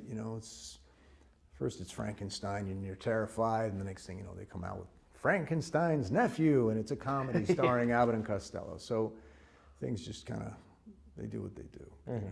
So you just keep showing up. You just keep showing up. Well, keeping fingers crossed always. But let's go back to, now you're Corporal Davis. You've gone back in the world again, and you were pushed back, and now you're working your way back up. Major Davis will just be known as Paul, and he's working at the DMV. I was just reading about it. Well, I didn't realize, I guess was just watching the series for the first time or the second time even or anything. But the fans, while they were, I guess, premiering, called you Major Disaster back in the day. Because every time your character showed up, something huge was happening. That's cool. Which is cool. I thought it was really cool, and it should be, I guess, an honor in a way, because that means everyone, all the writers particularly, were choosing you for those kind of, hey, we got some pivotal stuff going on. Yeah. Well, let's get old Paul Davis back in here real quick. Bring it on. So, if you're still living in that world right now, you're back at Corporal, you're up at Major, wherever you are, has the Stargate program been announced publicly yet? And if it is not, What do you mean? like, has the program, like Stargate program, has it become its own branch of military almost, instead of like a space force? By now? Yeah. Or would they say, hey, let's not tell people about the Stargates themselves, but we do have spacecraft. Maybe a different kind of... Yeah, it'll be top secret because we can't let anybody know, because it's going to be Starlink and Elon Musk, and we can't go anywhere near that because we'll be censored and banned. So, brother, I don't know. Just a fun little thought I thing, don't know. But yeah, they could take it any way, and it'd be interesting one way or You another. can't say Space Force anymore. You can't say space travel anymore. No. That's a hot button term now. That's friggin' nuts. But look, I'm grateful for the show. I am, and to have had the chance to play Major Davis and to work with the wonderful actors and the crew and the writers and all those guys. Seriously, I mean, it was pretty amazing. So my life has been blessed because of it, and God, no regrets. I can't think of a nasty thing to say about anybody. I really can't. That's usually a good thing. I can't even make one up. Ayo. It was that good, that awesome. So I'm happy with it. Sweet. Yeah. Well, I think that's kind of the last questions I got. We do have a couple more from the rest of the SciTrek hosts. These are all much quicker. This is rapid fire round. Okay? Hit me. All right. First up, we've got the father of SciTrek, the founder of SciTrek, our favorite British man. Mr. Colin Cunningham. How the hell are you? How are you, brother? I'm Jay. I'm kind of the father of the SciTrek family, and I'm really, really pleased you've got to meet Harris over in LA today to talk about your new project. And even more pleased that Harris has given us the opportunity to ask a couple of questions. So, as a big Stargate fan, obviously I knew you as the clean-cut military officer in SG1 and Continuum, etc. But then I saw a little show called Falling Skies, and a character called John Pope, who was anything but clean-cut. I just really want to know, what was it like to work on that project, and was it as much fun playing John Pope as it looked? Because it looked like you had a lot of fun. It was a blast. It was really, really awesome. I remember first season, It was Robert Rodat who did Saving Private Ryan and Band of Brothers. And then Remy Aubuchon came in. We had some incredible writers in the first 2-3 years, man. It was really, really good. The nice thing about Falling Skies, well, first off, I really enjoyed the character. But they let me play, you know? So they let me play. And it was great. So it wasn't you need to hit every comma, and sometimes I don't know, do things, take things in certain directions. So I really felt like I was able to contribute. Yeah. It's not, trust me, it's not an ego thing. Oh, I want to do it my way. No, it's just you're able to contribute to this wonderful scene that they've already created. But In your own way, in a way. yeah, no, it was one of the greatest acting experiences I've ever had. I'll still say it to this day that Noah Wiley is the most professional actor I've ever worked with on the face of the earth. Oh, wow. I learned a lot from him in terms of just how he worked and interacted with people. I really respect that man. I really, really do. There's been a few times in my life when I've walked onto a set and couldn't speak. And Falling Skies, there were many a day like that. You would walk onto the set and go, what? Like, it's not green screen. It's like real stuff. Blown out apartment buildings, and you can look through the wall and see a couch and a TV. Staggering stuff. What an incredible office to work, man. Immediately puts you like where you are. Oh, mind blowing. So yeah, no, it's that Stargate's awesome in itself, but Falling Skies, yeah, no, that was pretty amazing. Yeah. I wish it had done better. I really do. I'm disappointed just figuring out about it now. I'm already just having a blast. I think I'm 4, 5, 6 episodes in, something like that. Yeah. But just immediately, your jokes already just, what? It's kind of hard being a leader of an apocalyptic outlaw. Yeah, 1, 2, the first 3 years, the first 3 seasons. And not that they ever, you know, but we were really trying to do something different. It was cool. So, yeah, no, I miss it. It was pretty awesome. I want to talk about something that's inspirational. That first episode, I sat back and was, did I just watch like a mini movie for something? Because it felt like a 3 arc of something where you're like, all right, this isn't just an episode of TV. You're jumping in media res in a lot of ways, but yeah, you're there. And you feel no, it was cool. It was cool. All right, well, we got another British question here. As someone that's worked in every major sci-fi franchise, really, from Andromeda to X-Files, I would love to know, as an actor, is working in sci-fi really freeing? Is it exciting because, like, you know, anything can happen? Or actually, can it feel a little silly sometimes? You know, fighting CGI monsters, a tennis ball on a stick? Are there other genres you prefer working in because you've done a bit of everything over the years? Or actually, is sort of like sci-fi, horror, really the sort of thing you love to do the most? I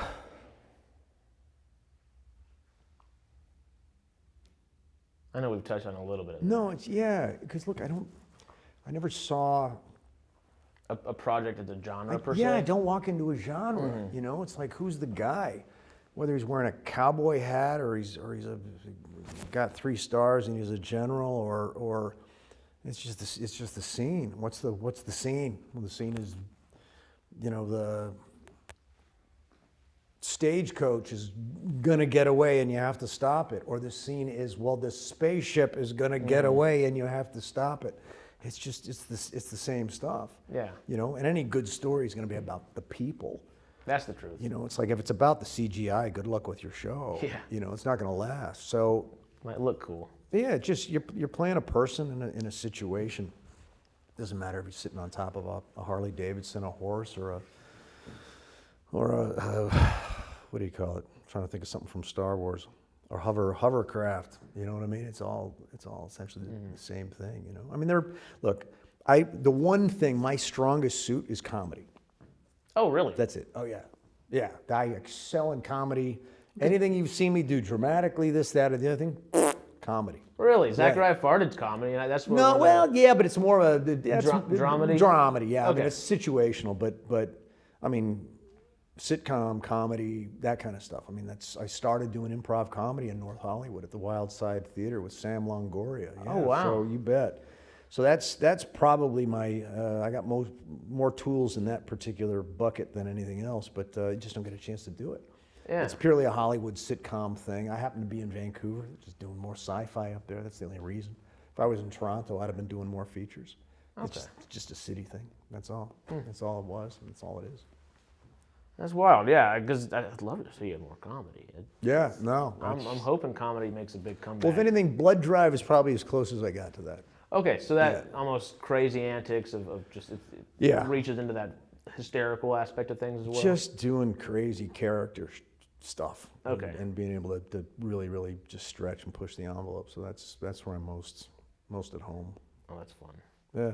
I love I directed a sketch comedy over the summer right here. And Cool. It was like, it's what you do. It wets your whistle, and if you can do comedy, you can do anything. Yeah. Is my thought process. That's true. If you can bring something that's supposed to be serious and you can stay serious while the rest of the world's laughing around you, you're all right. No, You totally. can manage, I think. Totally. You know?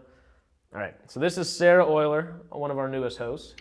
Hi, Colin. Sarah Sarah. here. Hi, I would Sarah. like to know what your favorite memory is from working on Stargate. Favorite memory from working on Stargate?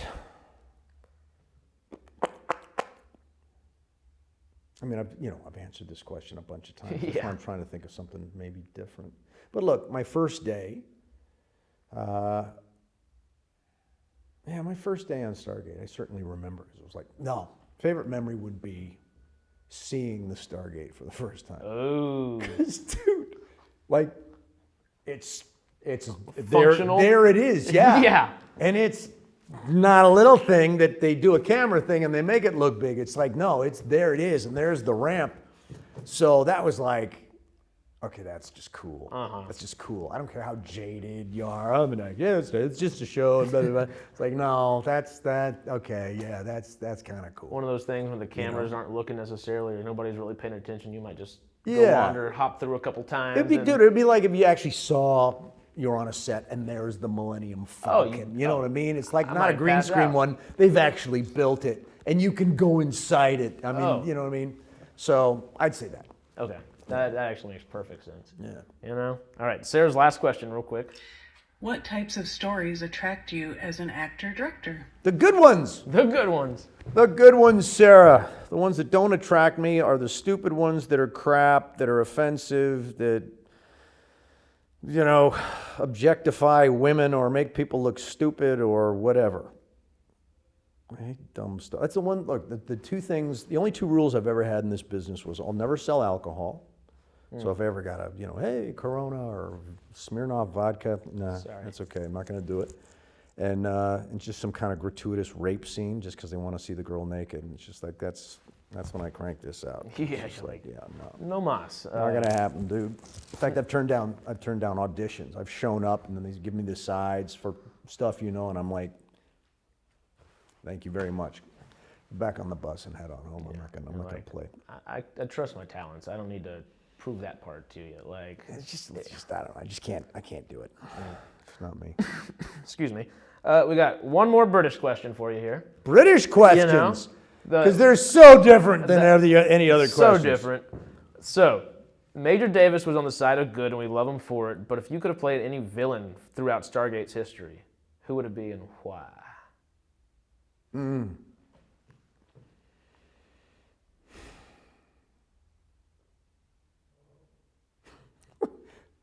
I never saw that many shows. Would you rather be like I wouldn't want to wear like one of those weird Roman skirts and hold a staff. Yeah. I wouldn't want that. I don't know what else that would be. I'd want to be a villain that, I don't know, or I didn't have anything hanging over my head. I don't know. No, it's funny, I'm thinking, would I take Cliff Simon's part? I was about to say, you could do it well. You know, could do would I ball take well. such and such's part? I'm like, no, you know what? No. Look, whoever played the villains, they were the ones for the part, and they got it, and that's what makes it great. So, no, you can't. I can't do it. You can't replace it. That's the thing. Now you're putting your head back in, well, these people did so damn well throughout it. Oh, yeah. Yeah. You're like, okay. That's, Yeah. No, look, I auditioned for Daniel Jackson. Oh, okay, But wow. I mean, I can't imagine anybody but Shanks playing it. I mean, you just can't, you know. Whether he's doing a Spader impression or bringing it his own, he manages it 100%. It's just great, yeah. So they got. I can't imagine me doing it. Well, okay, so maybe a follow-up to that. Would you prefer, if you were to play a villain in Stargate, would you rather play a Goa'uld or a Wraith maybe from Stargate Atlantis, so you can maybe get a little makeup and change your looks and you can still be you kind of, or? I want to be Major Davis. Oh, Just that. that sounds right. Just if I get to play Major Davis, that's good. Yeah, I don't think there's a better answer than that I'm one. happy with that. You know? Just throw it off the Stargate scent for a second here and decline spam calls immediately. If you were a dog. Hey Colin, Greg here from SciTrek's Fallout Fridays and the Radical Wastelanders podcast. Got a couple of quick questions for you. Number one, tomorrow is October 23rd. It's the anniversary of the Great War, the day the bombs dropped and the world of Fallout, the start of the nuclear apocalypse. If you were a Vault Dweller, what book would you want to have with you to read while you are riding out the nuclear apocalypse?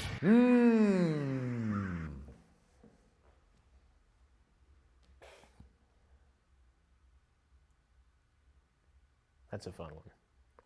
I'm going to say I'd probably pick the book that has already outlasted a number of apocalypses. Probably the Bible. Shy of that, I'd either go with John Adams' Watership Down, Ooh. Freud's 5 Essays, or David Morell's The Brotherhood of the Rose. Ooh. All excellent choices. Yeah. And all will keep you pretty well occupied during an apocalypse, I would hope. Yeah. You know? Keep me busy. Some good food for thought there. I did not mention prior to showing you Greg, but Greg is hosting us today. So thank you, Hobgoblin. Thank you, Greg. Thank you, Hobgoblin. Thank you, Greg, very much. So yeah, they're actually in Disney World right now. Oh, so awesome. he That's great. not performed. He gave us videos all the way from Disney World itself. So That's he just cool. wanted to make sure there was a little magic imbued in it, you know? Question number two. It is karaoke night in the vault. What's your go-to jam? Ooh. Thanks, man. Johnny Mercer's One for the Road. Ooh. All right, rendition of it right now. Okay. Okay, no. Make it one for my baby and one more for the road. Better than I'll ever do. So, congrats, man. Man, you'd never know it, buddy, I'm a kind of poet, and I've got a lot of things I'd like to say. I think something like that, right? Great song. It's Great song. good. We could talk about a whole another movie and music conversation, because music might be going down some of the same ways that movies have the last few years. But that's a whole different conversation. There's no music left anymore. It's just regurgitated copies of the last regurgitated copy. You know, I'm a country Bring back boy. Dave Matthews, man. Bring Whether back it's some music again. perfect or not, it's something authentic. Come on, somebody's actually playing something. Yeah. Jeez. And then you can't even tell the difference. You listen to country and it's rap, and I'll listen to rap and it's country. It's like, look, I love both, but don't keep doesn't need the to chocolate out of my T-bone steak. You know what I mean? I like them here. When I want to listen to rap, I want to listen to rap. When I listen to country, I want to listen to country. You know, now it's everything's all. Florida Georgia line. Stop it. Yeah. Stop it. It's ice cream and soup. It's like, oh, that sounds like something I'd try to feed my grandma when I was a little kid and say, look what I got you. You know? Totally. It's like, well, we just put it all into a blender and we serve it to you in a glass. It's like, anyway. Oh, God.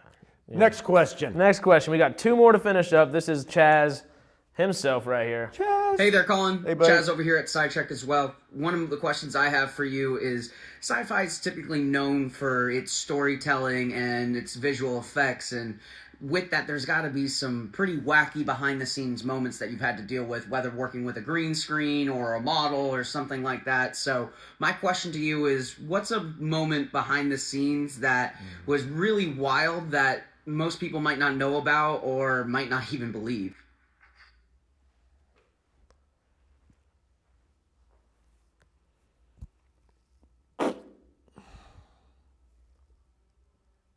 He may have called and clarified that just a little bit because he's thinking maybe. No, look, I'm trying to, I can think of a couple, but they're, trying to come up with something that nobody would believe. Don't want to go there. Like, I don't know, like a fallen skies alien that you just, okay, it's here, but it's not really here, so we gotta.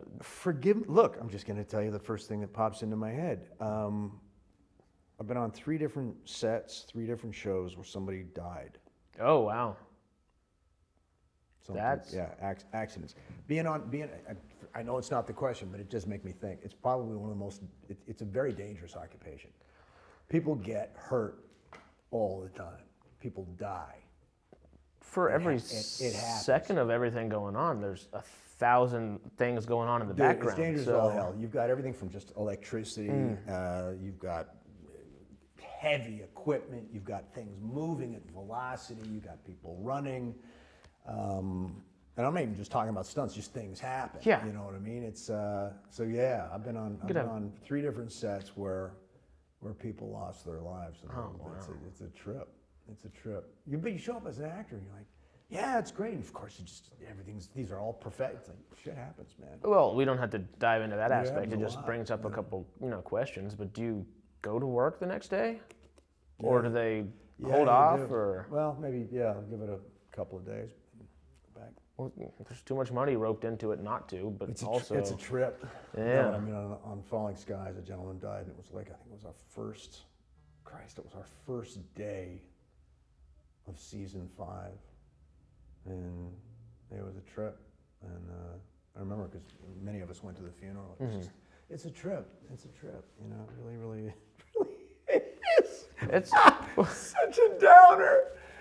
Yeah, whatever. But hey, look, it is. It's real. It's a trip. It's real. Life's life, and if it is lost, it'll throw anything for a wrench. Well, look, people are working late, and you're tired. And Mistakes are made. And also, like, people get hurt just on the way home because you just did 13, 14, 15 hours. Oh, And sleep now- deprived. and now you got another 45 minutes in that car to get your ass home. And dude, people hit telephone poles and go off into ditches and all sorts of shit. It's, All you're thinking about is, I got to be back in 8.5 hours. Yeah. I've got 6 hours, 7 hours of sleep. yeah. Come back in that time period. Anyway, sorry, not the answer I'm sure you would have loved, but that's the one that came out of my face. Chaz, questions, man. Okay, no. Here we go. Last question from Chaz here. Then the last question I think we have for you over here at SciTrek is, out of all the different characters that you've been able to play on TV shows and movies, if you had the opportunity to hang out with one of them just for the day, who are you going to pick? For me, I think I would probably say, in your case, Pope. But I know obviously some other people might say Major Davis, but I want to hear from you. Who would you hang out with for the entire day if you had the opportunity? Wow, Chaz, I'm gonna have to say, out of answering questions for decades, that's the best question I've ever got. It makes up for the last one, right? That's a great question. No, because if anybody knows these people, it's me, right? Yeah, no, look, John Pope looks cool, but I don't know if he's a dude you wanted to hang out with. And Major Davis may have done some awesome stuff and put himself on the line or whatever, but he was a conflicted dude who went home to an apartment with a beanbag chair and a desk from IKEA and nothing else in that apartment, no wife, no kids. That's kind of how I see Davis. God, who would you want to hang out with? Gabriel might be a lot to hang out with, Yeah, too. I don't want to hang out with Gabriel from He Never Left. Certainly not Julian Slink from Blood Drive, because he'd just gut you within the first 4 minutes. TC from Preacher, maybe, or... Jeez, no. No. Oh, man. I can't think of a single one of these bastards that I'd want to spend any more than a minute with. It shows how complex they are, though. Well, yeah, You know? You have layered performances that you give throughout them, and I mean, if I ever played a blonde hottie or something, I think, hey, yeah, but no, that's not going to work. so Baywatch the sequel. Yeah, really. God, no, that's just a great question. Come on, there's got to be somebody.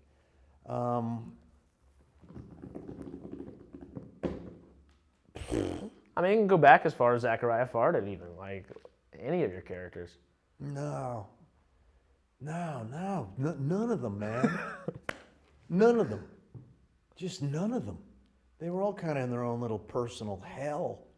I think, yeah, hang out with Pope, but it's like, what, and be attacked by aliens, you know? Yeah. You know, and yeah, the riding the motorcycles be fun, but where are we going to eat? Where are we going to sleep tonight? Like, I'm freezing. Are we gonna eat? Are we gonna sleep? No, yeah. no. I wish I'd have played some billionaire or something like that, surrounded by supermodels in the Mediterranean. I'd be like, yeah, hang out on his boat for a couple of weeks.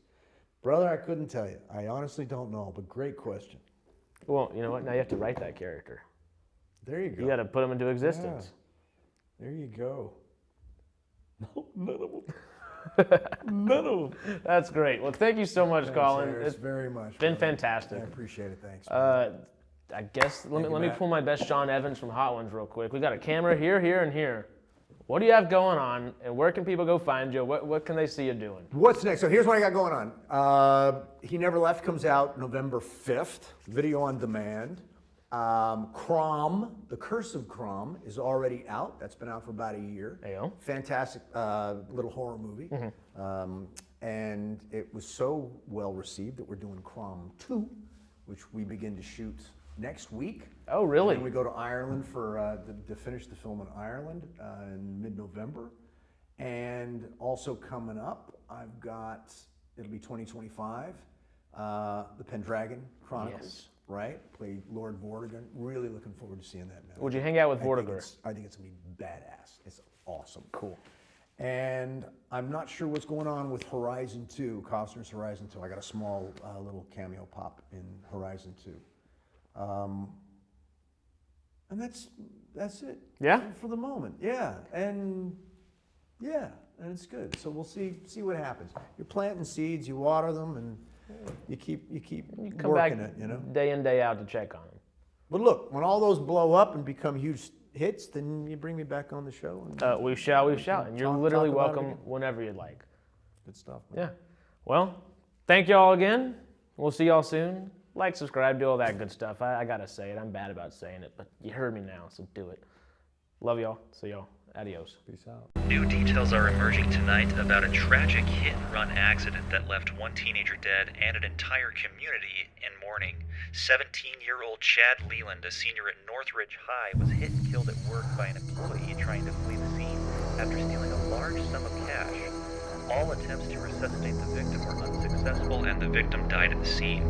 The suspect, 43-year-old Gabriel Gaspari, who is currently on federal probation for prior gun charges, remains at large but is now wanted for murder. Law enforcement wouldn't give any details on the status of the investigation, but stated they are working closely with the U.S. Marshals to apprehend Gaspari. Anyone with further information on his whereabouts is strongly encouraged to call police immediately, as he is to be